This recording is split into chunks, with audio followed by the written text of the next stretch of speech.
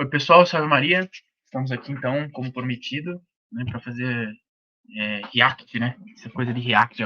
Cara, eu pensei o seguinte: é conteúdo fácil, simples e que realmente mesmo não demanda roteiro, não demanda estudo, não demanda anotação. É literalmente vir aqui e falar, né?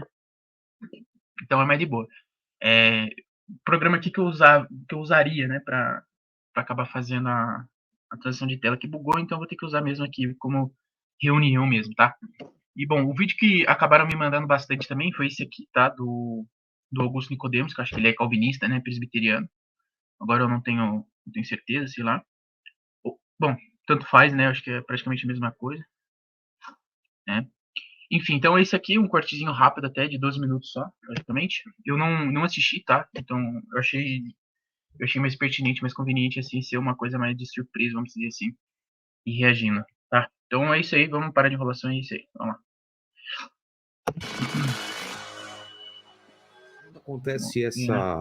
Deixa eu só mudar um pouco aqui as velocidade de produção, colocar um e-mail aqui um pouquinho mais rápido, tá? E tirar essa qualidade aqui, porque meu computador é meio velho, ele não aguenta tudo isso de qualidade. Ele vai ficar travando. essa reforma, né? Essa quebra, porque a igreja ela estava se desvirtuando muito, de repente as pessoas começam a ler a Bíblia, algumas pessoas têm acesso. Eu Ou foi imagino uma que coisa ele. de uma pessoa, é uma coisa Eu até imagino que ele devia estar falando, óbvio, né? Que sobre a reforma protestante e tal, e aí veio esse papo, né? De a igreja se desvirtuou, o pessoal começou a ler a Bíblia e acordou. Aquele velho papo protestante de sempre, né? Mas enfim, vamos lá. um movimento que estava crescendo, assim. Durante a Idade Média, a igreja desenvolveu a igreja cristã da época, que é a igreja Pastor de Deus, tá escrito aqui embaixo. católica apostólica romana, ela desenvolveu dois conceitos que são a base de tudo mais. Primeiro, isso que eu já falei, que é a interdependência entre Cristo e a igreja. Tá. A igreja passou a se ver como sendo a continuação da encarnação de Cristo. Por isso ela pode conceder perdão, por isso o Papa é infalível, por isso a missa, ela não é a repetição da morte de Cristo, como às vezes alguns protestantes pensam, mas é a mesma morte de Cristo, é uma extensão da morte de Cristo. Sim, é exatamente isso. Agora, aqui sobre essa questão do conceito que ele fala, né? O próprio Santo Afonso Maria de Ligório, ele fala muito sobre isso, né? Todos esses dogmas, todas essas noções da fé, né? Que é comum do católico, né? Elas já estavam, sim, contidas na revelação ali com a morte do último apóstolo, né? Vamos dizer assim, o desdobramento e a explicação dessas doutrinas, elas podem ter sido aperfeiçoadas, né? Se eu não me engano, acho que até o próprio professor Nogueira faz uma comparação, né? Com uma árvore, né? Então, por exemplo, a revelação, a doutrina católica, ela é uma espécie de árvore, né? Óbvio, a árvore ela pode ir crescendo, né? Fazer novos galhos, novas folhas, dar outros frutos e tal. Mas ela vem da mesma raiz, entendeu? Que no caso é a revelação. Então é comparável. Agora, se a escolástica, se a Idade Média ela produziu, vamos dizer, essa nomenclatura, essas definições, assim, né? Como igreja, como corpo místico de nosso Senhor Jesus Cristo e tal, é por mera conveniência de linguagem ou mera conveniência, vamos dizer, de ciências, né, que foram evoluindo ao longo do tempo ali, a questão da escolástica mesmo, né, essa linguagem escolástica mais, vamos dizer, definitória, né, bem anti-subjetivista, né, acabaram fazendo isso, né, mas não tem nada contra a fé isso aqui não, né? Não é que criaram uma coisa do nada não, tá, tem nada a ver isso, até porque nos próprios pais da igreja, tá, como Santo Ambrósio, Santo Agostinho, o próprio São Jerônimo, ele fala muito sobre a questão da igreja, da autoridade da igreja, né, da continuação da igreja, né, acho que, se eu não me engano, São Policarpo, acho que ele fala algo do gênero como, né, quer encontrar nosso Senhor Jesus Cristo, né, procure a igreja católica apostólica, né, ele nem hesita em falar sobre, por exemplo, procure, né, quer encontrar nosso Senhor, procure a igreja, entendeu? O próprio apóstolo mesmo, São Paulo mesmo, né, ele é admoestado ali nas Sagradas Escrituras a procurar a igreja, né, procurar o apóstolo Pedro, né, São Pedro, para ele se instruir na fé, né, e começar suas missões ali, né. Mas enfim, é só pataquada protestante mesmo. O sacerdote ali, ao falar aquelas palavras tradicionais, a hóstia se transforma no corpo. A jujuba é boa, viu? Nossa, pegadinha esse cara aqui, velho. Que pegadinha, o cara falando de missa. A hóstia se transforma no corpo de Cristo e o cálice no sangue. E Cristo ali, aquilo é visto como sendo uma continuação da morte dele na cruz. Ou da Santa Ceia? Ou... Isso, lá na Eucaristia. Tá? Então, já falei, perdão de pecados, Tudo bem. Isso por conta desse primeiro eixo. Segundo, Fora essa visão totalmente superficial que o cara apresenta, né? Ele vai lá e coloca 2 sacramentos no meio, assim, só pra falar um negócio, fala de um dogma da infalibilidade papal, só pra ser conveniente, né? Ele já começa aí já, né? o ponto é a relação entre natureza e graça. A graça Assunto espinhoso, hein? de Deus é o favor de Deus para com os homens. De que maneira ele transmite isso? No pensamento católico, especialmente muito ajudado por Tomás de Aquino, Santo Tomás de a Aquino, graça palhaço. de Deus é transmitida através da natureza. Enquanto que Quê? muitos séculos, muito tempo depois, O que ele falou aqui? Não, para. a graça de Deus é transmitida através da natureza. Cara, meu Deus do céu, cara. Eu não sei até onde procede essa informação, essa citação dele, né? Mas, por exemplo, assim, principalmente falando sobre graça e tocando na iniciação de sacramentos, tá? O sacramento, convenientemente, né? Ele é visível. Ele é um sinal de graça visível. E o próprio São Tomás de Aquino, ele fala isso. É conveniente que o sacramento, que a graça de Deus, né, que ele nos dá, né, de graça, né, daí o nome, né, ela ser visível, ela ter um sinal, ela ter uma espécie de meio visível que é conveniente ao homem, porque o homem é um animal racional, o homem é um animal que tem sentidos, né? Meu Deus, mas agora com a natureza eu não entendi essa fala dele, Deus dá a graça pelo meio da natureza, eu não entendi isso. Enquanto que muitos séculos, muito tempo depois, os protestantes fizeram a diferença entre graça comum e graça especial, mas na Idade Média entendia-se que a graça de Deus se transmite através da natureza, ou seja, coisas podem transmitir a graça de Deus. Então, uma vez Coisas podem transmitir a graça de Deus. Cara, que ridículo isso aqui, cara. Ele fala como se, por exemplo, como se o católico ele fosse uma pessoa supersticiosa, sabe? Tipo, então esse terço aqui, essa imagem, ela pode me transmitir a graça de Deus. Tem toda uma teologia sacramentária para falar sobre isso, né? Mas o cara simplesmente ignora isso. que se entendeu assim, a água do batismo, Ah ela lá. salva. Água benta. Água benta. Por que ela é mágica? Sim, porque a graça de Deus é transmitida através de coisas. A natureza, graça e natureza estão unidas. O óleo da extrema-unção, a hóstia na hora da Eucaristia, o vinho na hora da Eucaristia. Então, as imagens. Então, a igreja, ela, por conta dessa visão, ela se encheu de objetos, de coisas, supostamente, as relíquias, a veneração das relíquias, as peregrinações a lugares santos. Isso aqui, de certa forma, tem um espiritualismo exagerado, tá? Do protestantismo, né? Isso aqui é um espiritualismo exagerado. Por exemplo, quem nunca ouviu falar, né, sobre essa questão da igreja, né? Não, a igreja é o corpo místico, por exemplo, né, a visão católica, né? A igreja é o corpo místico de Nosso Senhor, né? Com magistério, com decretos, com leis, com uma hierarquia visível. Aí chega o protestante e fala assim, não, a igreja somos nós, né? A igreja de Jesus é nós, é nosso coração, né? Isso é demasiadamente, vamos dizer, espiritualista demais, né? Sei lá. Não sei se encaixa, não sei se teria um nome exato para isso, né? Mas é bem muito espiritualista, muito, sabe, uma coisa muito vazia, assim, infundada, tá? A Igreja de Cristo somos nós. Isso abre pressuposto para muita coisa, né? Até que essa eclesiologia protestante é toda maluca, né? Tudo isso que está por detrás A busca do grau. Tudo isso que está por detrás é a ideia de que a graça de Deus, o perdão, a misericórdia de Deus, se transmite através de coisas da natureza. Sim. Agora, o jeito que o cara fala no meio de coisa da natureza, isso é bem problemático, tá? Isso é muito problemático. Porque não é bem assim. O cara tem que saber explicar a coisa, pô. Entendeu? Então, por isso entrou todo esse tipo de coisa na igreja durante a Idade Média. A princípio, houve muita gente que queria reformar a igreja antes de Martinho Lutero. Teve John Hus, teve rapaz, o cara da Itália agora, famoso, agora me foge o nome dele, que morreu, inclusive, por conta disso, o Wycliffe, John Wycliffe, antes dos reformadores. Esses caras foram, de certa forma, os proto-reformadores. E eram hereges também, foram todos condenados, duvidavam do dogma da Eucaristia, né? Tinha a seita dos berengários também lá no século, se eu não me engano, no século X ou século XI, né? Que também foram bem condenados, né, pela igreja, bem perseguidos, e depois os protestantes ressuscitaram essas heresias que a própria igreja tinha condenado, né? Eles queriam já concordavam e queriam reformar. O protestantismo é muito desses, né, de querer revitalizar heresias antigas, né? Nestorianismo, arianismo, iconoclastia, né? Reformar a igreja. Houve concílios da própria Igreja Católica que se reuniram para analisar o estado de coisas, porque eles perceberam que o clero era ignorante, a missa era em latim, o povo não entendia. Meu pai não viu. Nossa, isso aqui é absurdo, cara. Entendeu? Isso aqui é absurdo. Tipo, Tem muitas das coisas assim que eles falam que nem é mentira, assim, sabe? Mas entendam, né? O jeito que eles falam, né? E o contexto em que eles vão inserindo essas frases, assim, vai sempre transmitindo uma espécie de, tipo, essa noção mesmo, né? De Idade Média como um todo, assim, de povo burro, povo ignorante, ai, a informação, o acesso ao conhecimento era restrita a pouquíssimas pessoas, sei lá o que, cara. Mentira, mentira, mentira e mentira. E palpitaria, simplesmente isso. Né? A própria Suma Teológica de São Tomás ali, ela é um guia de estudos, né, para os estudantes da época, né, para os estudantes de teologia da época, né, e olha a profundidade da Suma Teológica, né. Enfim, só calúnia mesmo contra a Santa Igreja. Viveu essa época. E principalmente sobre essa questão do latim, né, cara. Isso aqui é esse sentimento, né, esse sentimento racionalista do protestantismo, né. Ai, como assim eu não vou entender a liturgia? Como assim eu não vou entender o culto da igreja?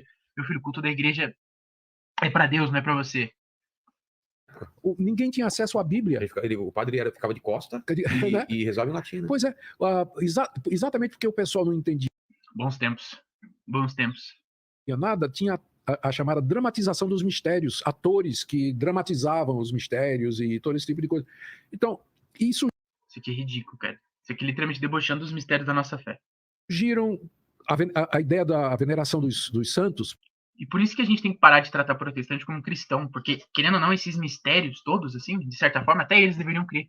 Porque esses mistérios, assim, eles foram, vamos dizer, concretizados, definidos nos concílios, né, que eles dizem acreditar, né, que eles dizem aceitar, né, os sete primeiros concílios ecumênicos. Entendeu? Então, assim, tem que parar de tratar protestante como cristão. Não, filho. Cristão, católico, protestante, protestante. Entendeu? Acabou.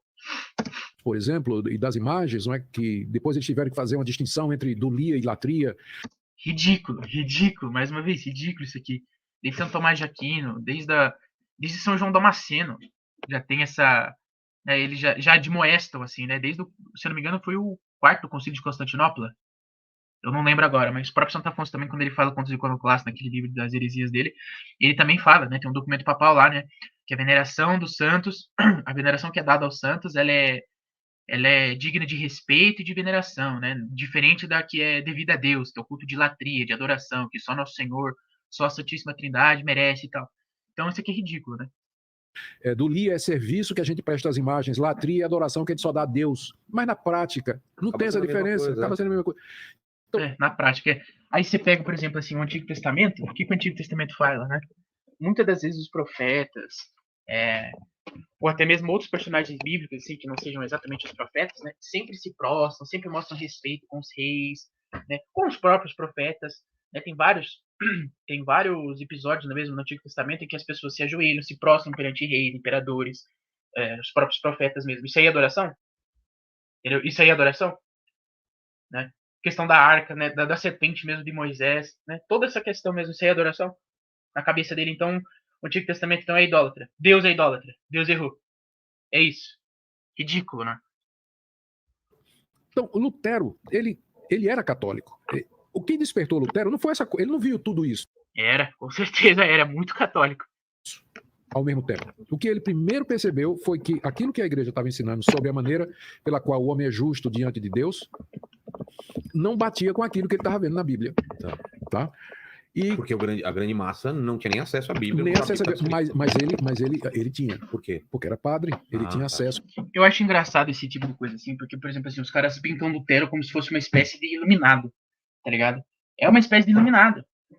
Porque, pensa, a igreja, até ali, né, 1500 e pouco, né, a igreja já tinha sua tradição, né, toda essa questão do magistério, todas essas questões muito bem definidas, né, e aí chega um cara iluminado, assim, né, um cara supostamente usado por Deus, e descobre toda a verdade, né, isso aqui é ridículo, né, os caras esquecem totalmente toda a tradição da igreja, e óbvio, depois eles vão, principalmente calvinista, né, eles gostam bastante de usar Santo Agostinho para falar sobre predestinação, não, porque Santo Agostinho era calvinista, cara.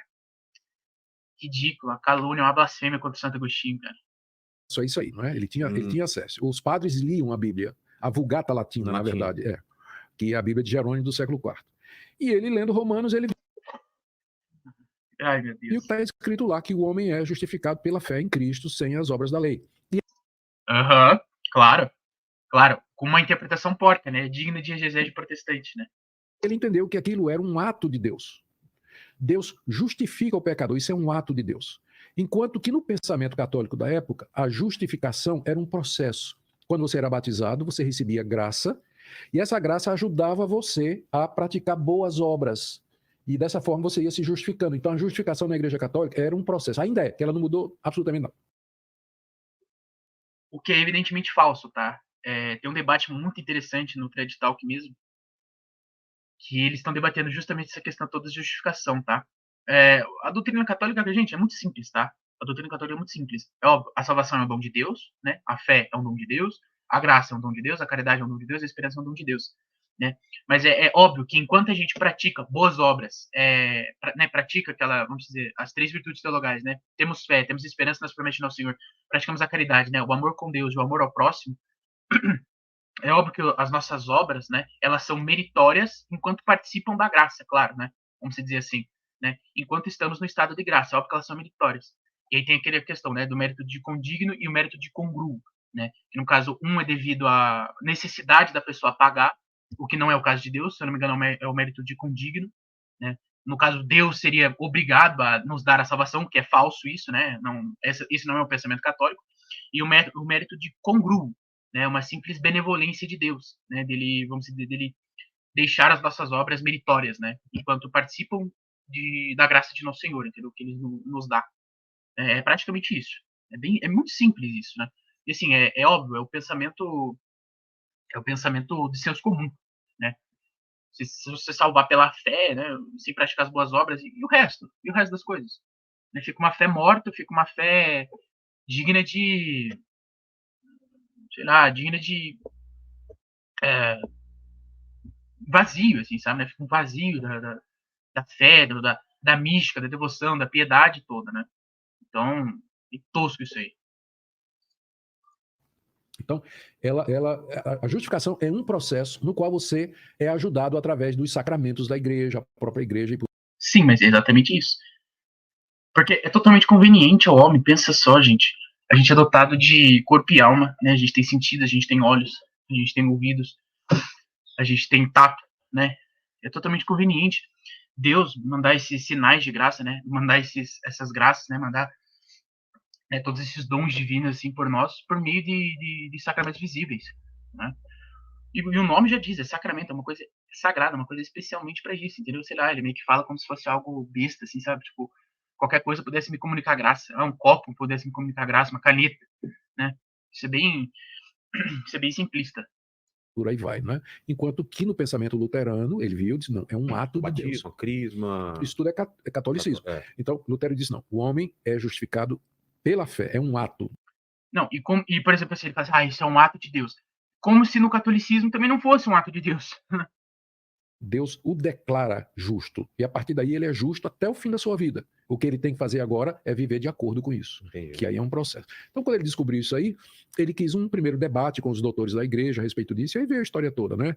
A coisa ganhou força, ganhou movimento, ele teve adesão de alguns príncipes alemães, até pelo motivo não muito certo, que estavam indispostos com o rei, políticos e tudo. Pode ver, os dois maiores cismas, assim, né, dentro da igreja, né, que no caso é o cisma do Oriente e o cisma protestantista, né, o protestante, eles foram bem, vamos dizer, motivados por questões políticas, né? Questão do Império Bizantino. Assim, óbvio, a gente falar, por exemplo, de cisma, assim, só sobre a visão de fé ou visão materialista e tal, é muito perigoso, né? Então, assim, a gente tem que fazer uma análise completa, sabe? Principalmente do contexto atual. Tá? Eu não tô aqui querendo relativizar nem fazer uma espécie de subjetivismo histórico.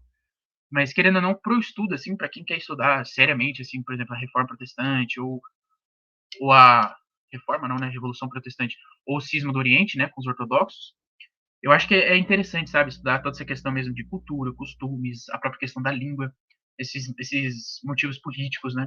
É interessante, tá? Mas o fim é que o movimento começou a ganhar força e foi se espalhando por outros países da Europa. Em linhas básicas, o que os reformadores queriam era um retorno. Eles diziam, nós não estamos ensinando nada novo, porque essa era a acusação. Que eles estavam trazendo uma doutrina nova. Isso não é nada novo. Isso é que os pais ensinaram, isso é o que Agostinho ensinou, isso é o que Anselmo ensinou, isso é o que outros pais da igreja ensinaram, é o que está na Bíblia. É isso que nós... Ser falso. Né? Falso. Só falso. Tipo, não adianta nada você chegar lá e falar assim, isso foi o que não sei quem ensinou, não sei o que. Cadê as fontes? Cadê as provas? né? Cadê as fontes? Queremos. Perdeu. E se perdeu durante a Idade Média por conta desses dois desenvolvimentos que eu falei. E o ponto principal foi com relação à escritura, porque a Igreja Católica tinha como fonte de autoridade a Bíblia, a tradição e o magistério católico, que era o conjunto de doutores encabeçado pelo Papa. Então, a Bíblia está no mesmo pé de igualdade da tradição. Onde é que você encontra a doutrina do purgatório, da virgindade perpétua? Sim, né? Óbvio, a Bíblia e a tradição não nos contradizem, né? A Bíblia e o magistério nos contradizem. Mas podemos dizer que talvez, né, segundo certo aspecto, segundo um quid, que o magistério ele é superior sim à Bíblia. Porque o próprio magistério que nos deu a Bíblia, né? E isso protestante nenhum, ele vai, óbvio, ele vai fazer um malabarismo gigantesco para isso. E assim, a questão muito incisiva assim, entre um debate entre protestante e católico, até naquele debate lá do padre acho que é do padre José Eduardo lá com aquele outro protestante que eu comentei esses dias. Cara, enquanto os protestantes não entenderem que nós devemos docilidade, sentimento, um amor, uma veneração pela igreja, pelo magistério, pela hierarquia, pelos bispos, né, pelos ministros de nosso Senhor Jesus Cristo, cara, nada disso vai adiantar, entendeu? Todo debate, você pode vir com debate, você pode vir com patrística, com doutores da igreja. Enquanto os protestantes não aceitarem que o magistério da igreja, ele merece, né, nós devemos assentimento, docilidade ao magistério da igreja, todo esse debate vai ser pueril, entendeu? Eles vão sempre achar uma forma de fugir, de não sei o quê, de encontrar alguma citação aqui, de encontrar a Bíblia, um trecho da Bíblia aqui, mal interpretado aqui. Então, assim, cara, enquanto não aceitarem isso, não tem conversão, não tem diálogo, entendeu? Sempre vai ser essa coisa de você querer, peneirar água. De Maria não é na Bíblia, mas na tradição. Alguém Uhum. colocou isso e foi passando de geração. Alguém tirou isso aí do nada, isso aí, Vilela. Inventaram isso do nada. Ah, que legal, vamos venerar a Virgem Maria. Isso aqui. Ridículo, entendeu? Isso aqui é todo um processo mesmo, assim, de estudo, né? A própria exegese bíblica mesmo, católica, claro, né? O padre José Eduardo lá nesse mesmo debate mostrou muitas coisas, né? Santo Afonso Maria de Ligório mostra muitas coisas sobre Mariologia, né? O padre Garrigo Lagrange, São Luís Maria Guilherme de Montfort, né? Mostrem muita base bíblica, né? Toda essa devoção mariana, né? Toda essa questão mariológica, né? Vamos dizer, desse protagonismo de Nossa Senhora na obra da salvação.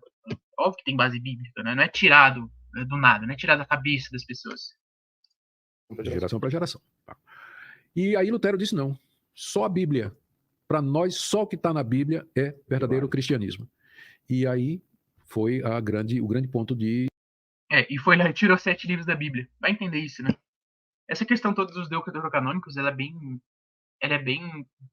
besta, assim, para falar a verdade, porque eles usam basicamente o cânon bíblico, assim, dos judeus, né?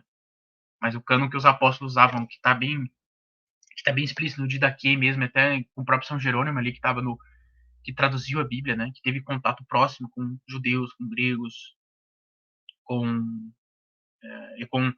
vamos dizer, né, com a hierarquia da igreja, né? Ele sabia muito bem disso, né? Acabou tirando esses 7 livros, né? Os deuterocanônicos ali por influência judaica, né? Até. O protestantismo ele é meio judaizante, né? Porque o protestantismo ele vem com essa cara nova, né? De se reunir num lugar, né? Comentar um pouco da lei, comentar a Bíblia, fazer alguns comentários sobre a palavra. Isso é vindo da sinagoga, né? O judaísmo ele deixou de ser uma religião sacrificial, né? Uma religião, né? Pelo menos ali no Antigo Testamento até, né? Tinha muitos sacrifícios judaicos, né? Tinha muitos sacrifícios judaicos, envolvendo cordeiros, gado, vaca, né? E que é uma espécie de uma proto-imagem, vamos dizer assim, da liturgia, da missa, né? Que temos o cordeiro imaculado ali por excelência, que é nosso Senhor Jesus Cristo, é claro. Decisão, né? A questão da sola escritura, somente escritura. Mas a Bíblia católica é diferente da protestante. 7 livros a mais que foram adicionados na Contra-Reforma. Quando teve a reforma, era a mesma. Era a mesma. Depois... Isso é ridículo, cara, entendeu? Isso é palpitaria total, porque a gente tem vários manuscritos. Assim, a própria questão ninguém tinha acesso à Bíblia, sei lá o que, a Bíblia era só em latim. Primeiro, isso pouco importa, entendeu? Isso pouco importa, porque a doutrina da igreja era essa, entendeu? A igreja está lá para ela ensinar, para ela passar esse ensinamento da Bíblia, que está contido ali na Bíblia também, claro, para as pessoas, né? Para os leigos, para os ignorantes e tal. Então, não interessa se o cara sabe ler em latim, se a Bíblia tem tradução para o alemão, para o português, para o espanhol, para o inglês, tanto faz. Isso não importa, né? Segundo, já existiam, né, traduções para a Bíblia, antes mesmo de Lutero e tudo, né? Tem uma Bíblia aí que é famosa, se não me engano, uma Bíblia, acho que dos celtas, né, que está em inglês, no caso, ali, que está na região da dos britânicos, ali, entre Inglaterra e Escócia e tal, né? Esse povo recebe esse nome. E ela tá traduzida para o inglês, tá? Isso aí datada do século 9, 8, 9, por aí. Na Contra-Reforma, A no igreja- Concílio de Trento, Quanto tempo depois? Muito tempo? 1500 e pouco. Qual é a base? Qual é a base? As fontes históricas, teológicas, da própria Igreja Católica mesmo, que ela adicionou esses 7 livros. Não existe. Né? Não existe. Não muito tempo, Tá. não muito tempo depois, eu esqueci a data exata agora, 1500 e pouco. Na Contra-Reforma, lá na cidade de Trento, na Itália, e a Igreja Católica estabeleceu que a Bíblia era a Vulgata Latina, de Jerônimo, e aumentou 7 livros, acrescentou 7 livros ao cânon do Antigo Testamento, e manteve o Novo Testamento idêntico. Falso, né? Acabei de falar. Teve diferença. Ela fez isso? Não viu. Essa mudança eu acredito que foi para diferenciar dos protestantes, para mostrar que eram movimentos distintos agora. Cara, que besteira. Não. Então vamos colocar 7 livros aqui na Bíblia aqui só pra gente falar que eles são eles e a gente somos. E a gente é a gente. É só isso. Nós somos nós e eles são eles. Cara, que ridículo isso aqui, cara. Que ridículo. E porque alguns dos apócrifos dariam base para algumas dessas doutrinas, como doutrina do purgatório, obras e coisas dessa. Essa questão dos apócrifos é bem complexa, tá? E isso é falso. Primeiro que isso é falso aqui, tá? Essa questão dos apócrifos aqui darem base para doutrina católica. Os apócrifos, né? Eles são, vamos dizer, a gente pode dizer que eles são base para a gente confirmar que certas práticas, devoções, né? E vamos dizer, elementos da piedade católica já faziam parte, né? Do bojo católico, do todo católico, desde os séculos ali que eles foram escritos, né? Esses apócrifos aí, séculos 1, 2 e 3, tá? Então, por exemplo, assim, muita gente que mesmo fala mesmo sobre a questão da Imaculada Conceição, sobre a Assunção de Nossa Senhora, baseada nos apócrifos. Agora, isso é canônico e tal. Não! Não, claro que não é canônico. Se fosse, a igreja teria colocado no cânon bíblico, é óbvio. Mas, por exemplo, isso já mostra, né? Isso já denota ali esse sentimento mesmo da veneração à Nossa Senhora. De mostrar que ela é privilegiada, que ela subiu aos céus, etc. Então, isso é perigoso, tá? Isso é perigoso. Tanto é que, por exemplo, quem comenta mesmo sobre os apócrifos são só doutores da igreja, você pode ver. Doutores, não digo só os santos doutores, né? Mas doutores, pessoas que estudaram para isso, tá? Pessoas, vamos dizer, confirmadas para, né, para estudar esse tipo de coisa. Natureza. Alguns desses apócrifos fortalecem isso aí. Então, a princípio, começou com a doutrina da justificação pela fé, se desenvolveu com a questão de somente a escritura, e a partir daí as diferenças foram se tornando tal que finalmente o Papa resolveu excomungar Lutero 2 vezes. E 2 vezes ele queimou na fogueira a bula da excomunhão, né? É mesmo? Foi. Nossa. E o que veio a partir daí de Lutero? Só lixo, só porcaria. Os reformados, aqueles que seguiram Lutero, eles não seguiram Lutero em tudo. No segundo momento da reforma, vem a segunda geração de reforma. Por que será, né? Por que será, né? Descobriram que a Bíblia era de livre interpretação, podia fazer qualquer apologética da Bíblia, né? Qualquer interpretação, qualquer explicação, e a ideia é nisso aí, ó. Né? Mais de 6 milhões de seitas protestantes. Reformadores, você tem, por exemplo, Calvino. Calvino era suíço, de fala francesa. Ele era originalmente advogado, versado em leis, era pelo menos a profissão que o pai dele queria. A gente não sabe quando ele se tornou protestante. E ele era muito novo, ele foi chamado pela cidade de Genebra, que tinha se tornado protestante, para ministrar a eles lá. Calvino concordava com Lutero. E por graça de Deus, né, pela benevolência divina, pela providência benevolente, pela bondade divina, Deus mandou São Francisco de Sales, né, para converter quase 80, 70 mil pessoas na Suíça, foi perseguido pelos protestantes, quase foi morto, né, pelos protestantes. Esses são os verdadeiros reformadores, viu, Nicodemos? Esses são os verdadeiros reformadores, tá? São Carlos Borromeu, Santa Teresa d'Ávila, São João da Cruz, São Pio V, tá? São Felipe Neri, esses são os verdadeiros reformadores. Basicamente em tudo, somente a escritura, a justificação pela fé, mas ele discordou, eles nunca se viram, né? Na verdade, nunca se encontraram. Calvino é um período depois. Viveram mais ou menos, teve um lap entre os dois, mas nunca se encontraram. Mas eles discordaram nessa questão da ceia, né? Da Eucaristia. Ah, é? Lutero ficou com uma posição parecida com a Igreja Católica, que ficou chamada de consubstanciação. Só para elaborar um pouco, né? O que nós católicos acreditamos? É a transubstanciação. Toda a substância ali do pão ali, ele se transforma, né, na substância ali do corpo, da alma e divindade de Nosso Senhor. Os protestantes acreditam nessa consubstanciação, ou seja, o pão contém, né, ali o corpo de Nosso Senhor, né, o corpo, não sei se é exatamente o corpo, sangue, alma e divindade de Nosso Senhor, mas enfim. Então, assim, é essa a diferença, né? O pão se transforma, né, no corpo de Nosso Senhor na doutrina católica, e na doutrina luterana aí ele contém. Então, o pão ele continua sendo pão, mas ele contém ali o corpo de Nosso Senhor. Mas enfim, isso aqui volta, né? Poxa, mas os católicos eles não acreditavam nessas coisas de que objeto da graça agora, então até Lutero então tá errado. É isso? Não, então Lutero errou também. E aí sempre vai falando assim, não, mas Lutero... Enfim, aí vai sempre nesse círculo vicioso, né, de argumentação protestante. Ação. Cristo não estava... os elementos da ceia não viravam o corpo de Cristo, mas Cristo estava presente realmente ali. Realmente mais ou menos isso mesmo, continha, né? Por isso que é consubstanciação, contém. Ali. Calvino optava por uma posição em que Cristo estava presente espiritualmente. Mais uma vez, né? Espiritualmente, essa coisa muito espiritualista da coisa, né? E se você celebra com fé, você se alimenta espiritualmente de Cristo, mas em nenhum sentido Cristo está fisicamente. Como se as coisas dependessem da nossa fé, né? Como se as coisas dependessem ali do sujeito. Você já vai vendo já todo esse princípio subjetivista, né?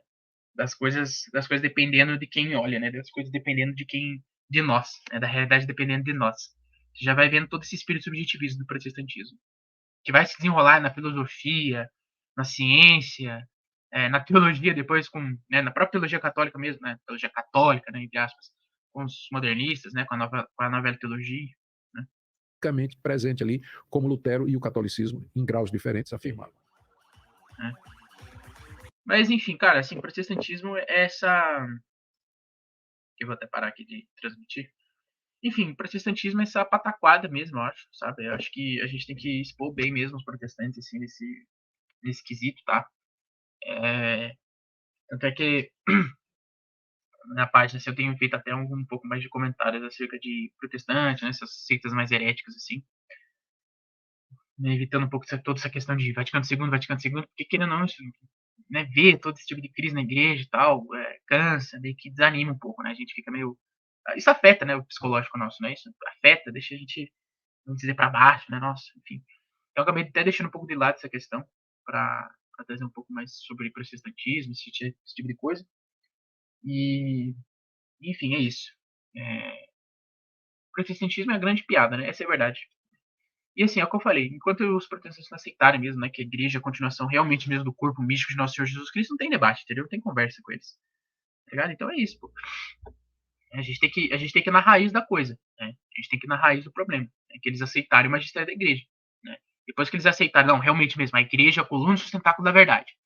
Aí a gente começa a discutir, entendeu? A gente começa a ver isso aí, né?